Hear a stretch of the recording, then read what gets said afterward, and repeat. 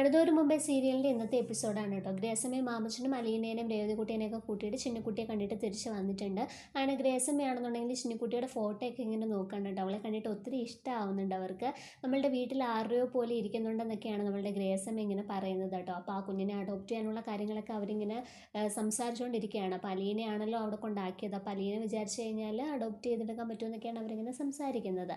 അങ്ങനെ അതിനെപ്പറ്റി പിന്നെ ആലോചിക്കാമെന്ന് മാമച്ചായൻ പറയുന്നുമുണ്ട്. പിന്നീടാണെന്നുണ്ടെങ്കിൽ നമ്മളുടെ അലീനയും രേവതികുട്ടിയും കൂടെ ഗ്രേസമ്മയുടെ മകൻ്റെ ഫോട്ടോ ആൽബം ഒക്കെ നോക്കിക്കൊണ്ടിരിക്കുകയാണ്. അവരുടെ കാര്യങ്ങളൊക്കെ ഇങ്ങനെ സംസാരിച്ചുകൊണ്ടിരിക്കുകയാണ് കേട്ടോ. അവർ തങ്ങളുള്ള പ്രണയവും കല്യാണം ഉറപ്പിച്ചതാണെന്നൊക്കെ ഇങ്ങനെ പറഞ്ഞുകൊണ്ടിരിക്കുകയാണ്.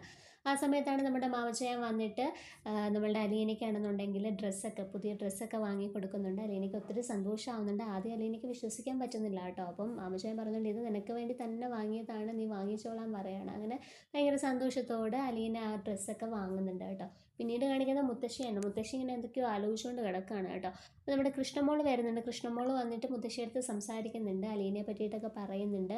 അലീന ചേച്ചീനെ എനിക്ക് ഒത്തിരി ഇഷ്ടമാണെന്നൊക്കെ പറയുന്നുണ്ട് കേട്ടോ.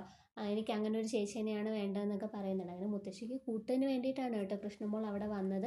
എന്നിട്ട് മുത്തശ്ശിക്ക് കൂട്ടായിട്ട് അലീന കിടക്കുന്ന സ്ഥലത്ത് തന്നെ തറയിൽ പാവിരിച്ചിട്ട് അവിടെ കിടക്കുകയാണ് കേട്ടോ. അതൊക്കെ കാണുമ്പോഴത്തേക്കും മുത്തശ്ശിക്ക് ഒത്തിരി സന്തോഷമാവുന്നുണ്ട്. കാരണം കൃഷ്ണമോളെങ്കിലും അങ്ങനെ ഉണ്ടല്ലോ എന്ന് വിചാരിച്ചു. പിന്നീട് കാണിക്കുന്നത് നമ്മളുടെ വൈജയന്തി ആണെന്നുണ്ടെങ്കിൽ മുത്തശ്ശിയും കൂട്ടിയിട്ട് ഹോസ്പിറ്റലിൽ പോയിട്ട് അത് കഴിഞ്ഞതേ നേരെ നമ്മളുടെ കമലയുടെ വീട്ടിലേക്ക് വരികയാണ് കേട്ടോ. അത് മനഃപൂർവ്വം വരുന്നതാണ് കേട്ടോ. നമ്മുടെ അലീനയ്ക്ക് ഇട്ടൊരു പണി കൊടുക്കാൻ വേണ്ടിയിട്ട് തന്നെ വരുന്നത്. അപ്പോൾ നമ്മളുടെ മുത്തശ്ശി ചോദിക്കുന്നുണ്ട്, നീ എന്തിനാ ഇപ്പോൾ ഇങ്ങോട്ടേക്ക് വന്നത്? ആ കൊച്ചിപ്പോൾ അവിടെ വന്ന് കാണത്തില്ലേ? നീ താക്കോലും കൊണ്ടല്ലേ ഇങ്ങോട്ടേക്ക് പോരുന്നത്? അത് വന്ന് വെളിയിൽ നിൽക്കില്ലേ?